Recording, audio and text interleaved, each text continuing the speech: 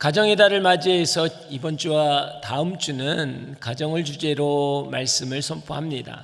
오늘 주제는 복 있는 가정의 비밀입니다. 우리가 살아가는 이 시대는 가정의 정의가 역사에 유례없는 어떤 혼란과 변화 속에 있습니다. 단순히 형태가 변화되는 것이 아니라 가정의 정의 자체가 난도질 당하고 있습니다. 불과 한 세대 전까지만 해도 성경이 말하는 가정은 한 남자와 한 여자가 만나 생명을 잉태하는 공동체, 이것이 당연한 진리였습니다.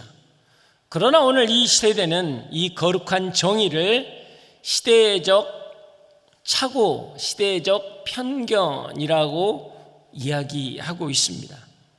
세상은 다양성과 포용, 차별 금지, 인간 존중이라는 거창한 이름으로 비혼이나 동거나 심지어는 동성 결합까지 이 모든 형태를 똑같은 가정이라고 부르자고 말하고 있습니다.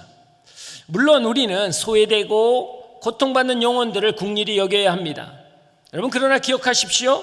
깨어진 가정을 품는 것은 사랑입니다. 그러나 가정 자체를 해체하는 것은 사랑이 아닙니다.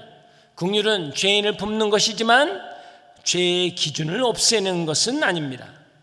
모든 것을 가정이라고 부르는 순간 가정은 목적과 방향성을 잃어버립니다. 나침반 없는 배는 여러분 자유로운 것이 아니라 표류하는 것입니다. 그것은 자유가 아니라 여러분 죽음입니다. 그러면 왜 세상은 이렇게 가정을 해체하려고 할까요? 그 중심에는 인간의 감정을 하나님보다 위에 두는 오만함 때문입니다. 오늘날 결혼을 보면 감정 계약의 전략과 같습니다. 내가 행복한 동안만 함께하겠다. 좋으면 같이 가지만 불편하면 헤어지겠다. 사랑이 식으면 관계도 끝이다. 굉장히 합리적인 것 같지만 이건 굉장히 조건적입니다. 이것은 사랑이 아니라 거래입니다. 여러분, 거래는요, 이익이 사라지면 끝나는 것입니다. 그래서 이 시대의 가정은 모래성처럼 작은 파도에도 허무하게 무너져 내리는 것이지요. 지금은 관계는 많지만 가정은 점점 사라지고 있습니다. 사랑하는 여러분, 설계자 없는 설계는 없습니다. 가정이 무엇인지, 왜 존재하는지, 어떻게 작동해야 행복하는지, 그것은 오직 가정을 만드신 설계자 하나님께만 답이 있는 것이지요. 가정은 인간이 만든 제도가 아니라 하나님이 창조 속에 심어놓은 구조입니다. 그래서 가정은 취향에 따라 바꿀 수 있는 인테리어가 아니라 인류를 지탱하는 기초입니다. 기초가 흔들리면 문명 자체가 무너지는 것입니다. 하나님은 남자와 여자를 다르게 만드셨습니다. 이 시대는 남자와 여자의 차이를 종종 극복해야 할 불평등으로 해석합니다. 그러나 이 다름은 극복해야 할 불평등이 아닙니다. 서로의 빈자리를 채우는, 서로를 존재를 완성시키는 거룩한 보완성입니다. 남자 혼자 생명을 낳을 수 없고 여자 혼자 생명을 잉태할 수 없습니다. 이 단순한 진리 속에 하나님의 심오한 설계가 담겨져 있습니다. 인간은 결코 혼자 살 수 없다라는 것이죠. 관계 안에서만 생명을 잉태할 수 있다라는 것, 이게 여러분 창조의 원리입니다. 또한 여러분, 자녀라는 것은 내가 낳거나 낳지 않겠다라는 선택사항이 아닙니다. 하나님께서는 자녀를 기업물을 짜 기업이라고 말씀하십니다. 그것은 무엇을 이야기합니까? 하나님의 나라를 다음 세에 있는 거룩한 유산이라는 거예요. 그렇기 때문에 이 땅에 자녀들은 태어나야 하고 그것을 통해 하나님의 나라는 여러분 선포되어지는 것입니다. 이 시대가 아무리 가정을 재정리해도 존재의 구조는 재정의할 수 없는 것입니다. 그렇다면 우리는 어떻게 해야 합니까? 정죄하고 싸워야 합니까? 아닙니다. 살아내야 합니다. 그리스도인은 비판하는 사람이 아니라 기준을 보여주는 사람이 되어야 합니다. 깨어진 가정을 향해서 눈물이 있어야 합니다. 그러나 하나님의 가정에 대해서 분명한 확신이 있어야 한다라는 것이죠. 그렇다면 우리는 이런 질문을 해야 합니다. 기준을 보여줄 하나님의 가정은 어떤 것인가? 오늘 말씀을 통해서 그 답을 찾기 원합니다. 먼저 우리가 읽었던 시편 128편의 배경에 주목해야 합니다. 이 노래는 성전에 올라가는 노래입니다. 이스라엘 백성들이 절기 때 예루살렘을 향해서 올라가면서 불렀던 찬양입니다. 순례자들은 아마 기대했을 것입니다. 성전 문이 열리고 들어설 때 마주하는 그 압도적인 하나님의 영광, 그 휘장과 금빛 기둥 사이로 임재하는 하나님을 상상했을 것입니다. 그런데 하나님께서는 이 순례자들의 입술에 담겨준 찬양의 가사는 가정 이야기였다라는 것이죠. 여기에 기독교 신앙에 소름 돋는 역설이 있습니다. 많은 이들이 하나님의 임재를 웅장한 성전 휘장에서만 찾고 있을 때 하나님은 우리의 시선을 우리의 가정, 그 집 소박한 식탁 위로 옮겨 놓으십니다. 사랑하는 여러분, 가장 거룩한 노래는 예배당에서 부르는 웅장한 찬양이 아니라 아내의 웃음소리와 자녀의 숟가락 부딪히는 소리 속에서 완성되는 것입니다. 그것이 여러분 오늘 하나님이 우리에게 말씀하기를 원하는 거예요. 왜 하나님이 성전에 올라가는 이들에게 가정의 복을 노래하게 했을까요? 참된 예배는 성전에서 끝나는 게 아니라는 것입니다. 참된 예배는 반드시 가정에서 이루어져야 하기 때문입니다. 우리는 단정한 옷을 입고 예배당에 앉아서 예배를 드리고 열심히 사역하는 것이 신앙이라고 생각합니다. 여러분, 그것은 신앙의 뿌리입니다. 그러나 뿌리가 아무리 깊어도 열매가 없으면 그 나무는 죽은 것입니다. 성전의 예배는 뿌리입니다. 그러나 가정의 삶은 그 예배가 살아있음을 증명하는 열매입니다. 뿌리는 보이지 않습니다. 그러나 열매는 숨길 수가 없는 것이죠. 성전 예배가 살아있으면 반드시 내 안방과 식탁에서 하나님의 나라가 시작되는 것입니다.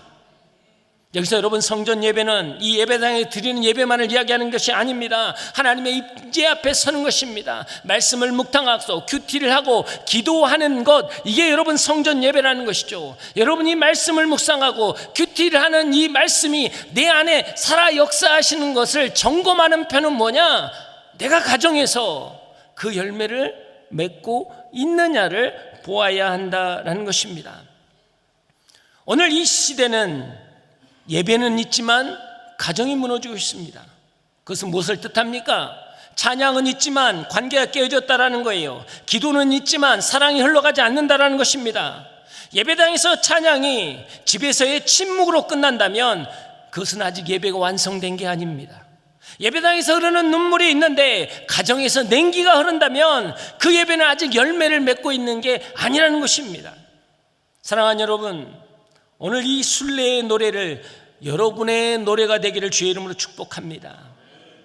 성령의 강력한 임재는 성전의 감격이 가정의 인격으로 번역될 때 일어나는 것입니다. 여러분의 가정의 삶을 예배의 단으로 만드십시오. 여러분의 대화를 성령의 기름 부음이 있는 하나님의 역사의 고백으로 만드십시오. 예배당에서 부르는 찬양이 가정의 대화로 이루어지고 성정의 거룩함이 안방의 순결함으로 흐를 때 비로소 세상은 교회를 두려워하기 시작할 것입니다. 예배가 진짜라면 가정이 변화되기 시작할 것입니다. 말투가 달라지고 표정이 달라지고 분위기가 달라질 것입니다. 그 은혜가 여러분 가운데 깰 주의 이름으로 축복합니다. 오늘 1절 말씀을 읽겠습니다. 시작. 여호와를 경외하는 사람은 누구나 그분의 길로 행하는 사람은 누구나 복이 있도다. 세상에서 하나님의 기준을 보여주는 가정이 되기 위해서는 먼저 여러분 복이라는 단어 앞에 서야 합니다. 세상은 복을 이렇게 정의합니다. 성공하고 풍요롭고 안정되고 관계 만족이 있을 때 복이라고 이야기합니다. 세상은 복을 결과로 이해하기 때문입니다. 그래서 끊임없이 묻습니다. 얼마나 가졌느냐? 얼마나 이루었느냐? 그러나 성경은 반대로 이야기합니다. 복은 어떤 행위의 결과가 아니라 하나님과 관계 그 자체라고 말씀하십니다. 세상은 소유를 복이라고 이야기하지만 성경은 하나님 앞에 서 있는 존재를 복이라고 이야기합니다. 하나님을 경외하면 복을 받는 것이 아니라 하나님을 경외하는 자체가 복이라고 선언하는 것입니다. 여러분, 여기서 경외라는 단어를 놓치지 마십시오. 경외는 단순한 감정이 아닙니다. 두려움이 아닙니다. 이것은 언약적 태도입니다. 하나님의 거룩함 앞에서 내 죄를 고백하고 무너지는 자리, 그러나 동시에 그 하나님이 나를 용서하시고 받아주신다는 은혜 앞에 머무는 자리입니다. 여러분, 베드로를 보십시오. 그물이 찢어질 만큼 고기를 잡았을 때 그것은 세상에서는 복입니다. 대박난 인생이죠. 그러나 베드로는 달랐습니다. 예수님 앞에 엎드려서 나는 죄인입니다, 나를 떠나소서. 그러나 거기서 멈추지 않죠. 배와 그물을 버리고 주님을 따랐더라. 여러분, 이게 경외라는 거예요. 경외는 두려움으로 끝나지 않습니다. 은혜의 머무는 담대함으로 완성되는 거예요. 그 은혜가 여러분 가운데 있길 주의 이름으로 축복합니다. 그렇기 때문에 경외는 입술의 고백으로만 끝나지 않습니다. 오늘 본문은 분명히 말합니다. 그분의 길로 행하는 사람, 즉 삶으로 증명된다라는 것이죠. 하나님을 경외한다고 말하면서 삶이 내 뜻과 내 계획과 내 생각으로 흘러간다면 여러분, 그것은 경외함이 아니라는 거예요. 진짜 경외는 순종의 발걸음으로 완성되는 것입니다. 여러분, 그러나 순종은 거창한 것이 아닙니다. 오늘 집에 들어가서 가족에게 건네는 따뜻한 말 한마디, 그것이 하나님의 길입니다. 직장에서 정직하게 땀을 흘리고 보이지 않는 자리에서 순결하게 선택하는 그 자리가 하나님의 통치를 인정하는 자리고 경외하는 삶이라는 것입니다. 여러분, 신앙은 말이 아니라 삶입니다. 경외는 감정이 아니라 여러분 순종입니다. 그렇기 때문에 복은 멀리 있는 것이 아닙니다. 지금 하나님 앞에 서 있는 그 자리, 그분을 경외하는 그 순간 이미 시작된 것입니다. 이제 우리는 선택해야 합니다. 세상이 쫓는 복을 찾으러 다닐 것인가, 아니면 복의 근원이신 하나님을 붙들 것인가. 여러분의 선택이 하나님의 축복의 자리가 되길 주의 이름으로 축복합니다. 2절 말씀 한번 읽겠습니다. 시작. 내가 내 손으로 수고한 것을 먹을 것이요 내가 행복해지고 잘되리라.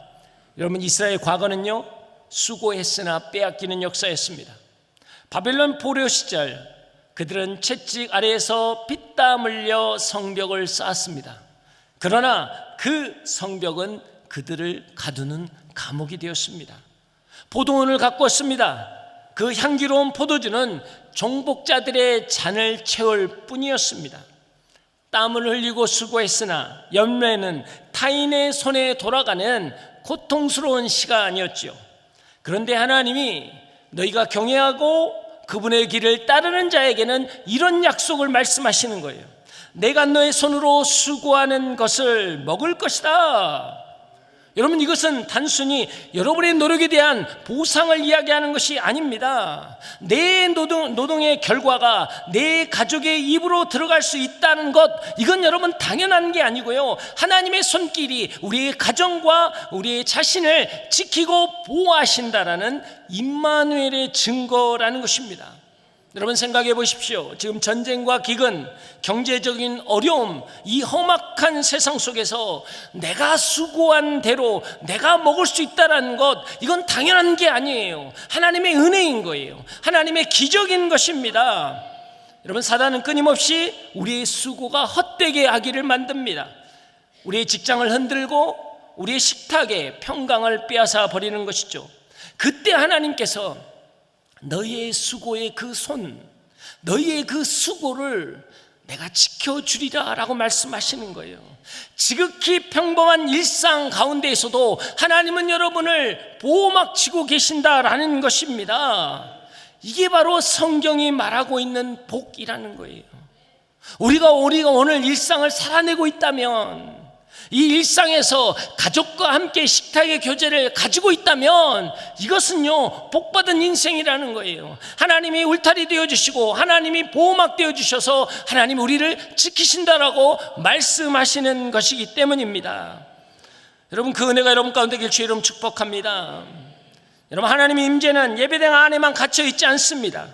여러분이 매일 마주하는 일터, 가사, 노동의 현장, 자녀의 양육, 그 수고 속에 하나님은 함께 하신다 말씀하십니다. 주의 길을 걸으면 하나님께서 여러분의 인생을 거룩한 성전 되게 할 것입니다. 여러분 가정 안에서, 여러분의 언어 안에서, 여러분의 태도 안에서 하나님 거룩한 성전을 만들어 가고 계시는 것입니다. 사랑하는 여러분, 가정의 회복은요, 어느 날 갑자기 하늘에 떨어지는 기적이 아닙니다.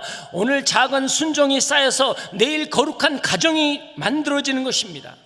말 한마디, 태도 하나, 선택 하나, 그것이 하나하나의 벽돌이 되어서 가정이라는 성전을 세워가는 것입니다.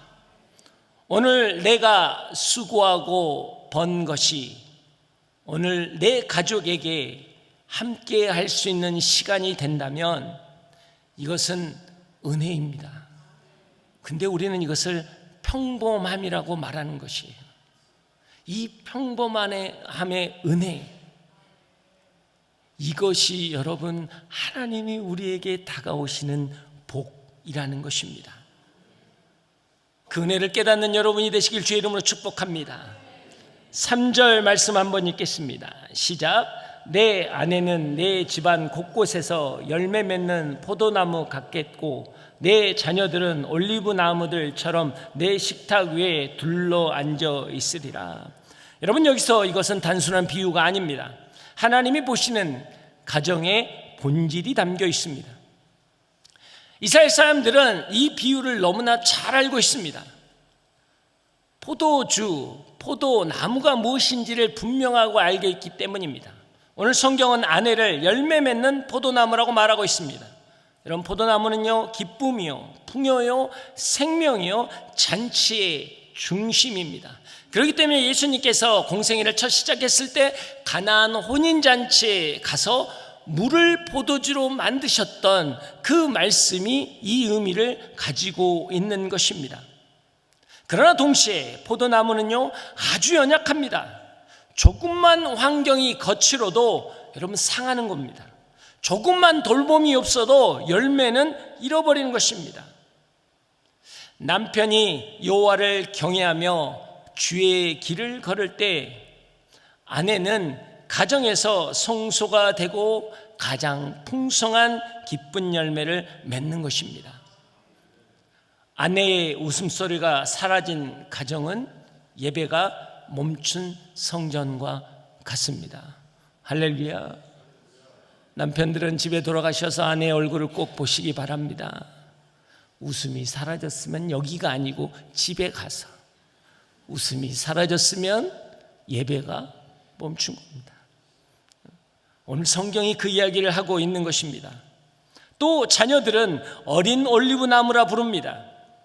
올리브나무는요, 굉장히 느리게 시간이 걸려서 자랍니다. 그러나 그 나무가 깊이 뿌리를 내리면요, 수백 년 동안 열매를 맺는 것입니다.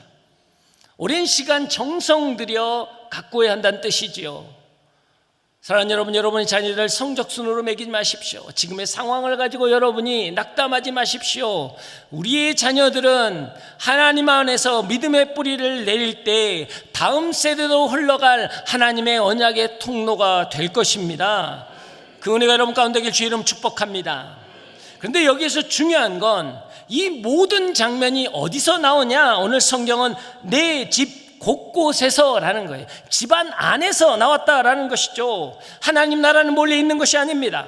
여러분의 안방이 지성소가 되는 것이고 여러분의 식탁이 예배의 단이 되는 것이죠. 성전에서 드리는 예배가 거룩하듯 안방에서 아내와 나누는 대화가, 식탁에서 자녀들과 나누는 식사가 거룩해야 한다라는 것입니다. 세상은 밖에서 성공해야 복이라고 말하지만 하나님은 안에서 흐르는 생명력이 진정한 복이다라고 말씀하시는 것입니다. 안에서 터져 나오는 포도나무의 기쁨과 올리브 나무의 소망이 가득할 때 하나님의 나라가 실제가 된다라는 것이죠. 남편들이여 여호와의 경외함으로 여러분의 아내의 포도나무를 귀하게 여기십시오. 아내들이여 하나님이 공급하신 생명력으로 날마다 열매 맺는 정원이 되십시오. 부모님들이여 어린 감람나무 같은 자녀들을 가정에서 은혜와 하나님의 진리로 키우십시오. 그네가 여러분을 살리길 주의 이름으로 축복합니다. 4절에서 6절 말씀입니다. 다 함께 읽겠습니다. 시작. 여호와를 경외하는 사람은 이런 복을 받으리라. 여호와께서 시온에서 내게 복 주시리라. 너는 평생토록 예루살렘이 잘되는 것을 보리라. 내 자식의 자식들을 보기까지 하리라. 이스라엘의 평화가 있기를. 이 말씀은 오늘 말씀의 결론입니다. 하나님을 경외하는 그 한 사람, 그 한 사람은 끝나지 않는다고 오늘 성경은 이야기합니다. 예루살렘이 번영하고 이스라엘의 평강이 있을 것이라고 말씀하시는 것입니다. 이 시대의 신앙은요, 굉장히 개인화가 되어 있습니다. 나만 잘 믿으면, 내 안에 참 평화만 있으면, 내가 믿음으로 나아가면 끝난다라고 이야기합니다. 그러나 오늘 성경은 그렇게 말하지 않습니다. 한 사람의 경외가 한 가정을 살리고, 한 가정이 살아나면 한 세대가 살아나고, 한 세대가 살아나면 한 민족이 살아난다 말씀하시는 것입니다. 그래서 여러분의 신앙은 결코 작은 것이 아닙니다. 여러분이 오늘 하나님 앞에 서서 여러분이 하나님께 순종하며 나아간다면 그 가정이, 세대가, 나라가 변하는 놀라운 역사가 일어난다는 거예요. 나의 작은 신앙의 몸짓이 성령의 거룩한 파도를 일으킨다라고 오늘 말씀하시는 것입니다. 내가 하나님을 경외하면요, 그 경외는 흘러가게 되어 있습니다. 그래서 오늘 성경은 이야기합니다. 너의 자식들이 자식을 볼 것이다. 언약이 끊기지 않는다라는 거예요. 여러분의 믿음의 그 발자취는 끊어지지 않는다라고 말씀하시는 것입니다. 그러나 여러분, 이것을 반대로 이야기해 보십시오. 나 한 사람의 예배가 무너지면 가정이 무너지는 거예요. 가정이 무너지면 세대가 무너지는 것이고, 세대가 무너지면 나라가 무너지는 것입니다. 여러분, 이 세대를 보시고 이 민족을 보십시오. 흔들리고 무너져 있습니다. 무엇이 문제입니까? 정치적인 문제입니까? 경제적인 문제입니까? 아닙니다. 가정이 문제라는 거예요. 가정이 무너졌기에 여러분, 세대가 무너진 것이고, 세대가 무너졌기에 나라가 무너진 것이라는 것입니다. 사랑하는 여러분, 내 가정이 무너져 있다면 그것은 나의 예배가 무너져 있는 거예요. 배우자 탓을 하시면 안 됩니다. 내 가정이 왜 이러냐라고 여러분이 낙담하고 있다면 오늘 내 예배가 무너져 있다라는 거예요. 그러면 오늘 내 예배가 회복되면 우리의 가정은 회복될 것입니다. 우리의 가정이 회복되면 이 세대와 이 나라와 이 민족이 회복되는 거룩한 역사가 일어날 것입니다. 그래서 하나님은 가정을 다시 정의하십니다. 가정은 단순히 혈연 공동체가 아니라 하나님이 언약이 흐르는 성소라는 것입니다. 여러분, 세상의 집은요, 어떤 평수나 인테리어로 그 가치를 증명하지만 성소로서의 집은 그 안에 흐르는 하나님을 경외하는 향기가 가치를 증명하는 것입니다. 성전에서 울려 퍼진 찬양이 가정의 대화로 번역되기 시작할 때 그 집은 비로소 견고한 하나님의 나라가 되는 것입니다. 그 은혜가 여러분을 살리길 주의 이름으로 축복합니다. 여러분, 가정은요, 단순한 삶의 공간이 아니라 하나님 나라의 시작입니다. 여러분의 그 작은 몸짓 하나가, 순종 하나가 여러분의 가정을 변화시킬 것입니다. 이 땅에서 가정이 회복될 때 이민족은 회복될 것입니다. 이 세대는 하나님의 꿈을 보며 다음 세대의 믿음을 전수할 것입니다. 여러분의 가정이 회복되길 주의 이름으로 축복합니다. 오늘 이제 우리가 기도하며 나가기를 원합니다. 하나님, 나의 가정을 지켜주시옵소서.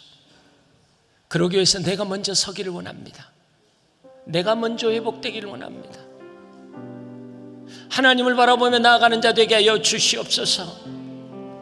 나의 예배가 먼저 회복되기를 원합니다. 오늘 이 시간 여러분 잠잠히 눈을 감고 한번 묵상하십시오. 여러분의 배우자의 얼굴을 한번 떠올리시고 여러분의 자녀의 얼굴을 떠올려보십시오. 그들이 웃음을 잃었다면, 그들이 소망을 잃었다면 그것은 나로부터 시작된 것입니다. 하나님, 오늘 내 영혼을 회복시켜 주시옵소서. 하나님, 나를 통해 가정의 회복의 역사가 일어나게 하여 주시옵소서. 나의 예배가, 나의 언어가, 나의 태도가, 나의 몸짓이 변화되는 은혜가 있게 하여 주시옵소서. 다 함께 주여 외치고 기도합니다. 주여.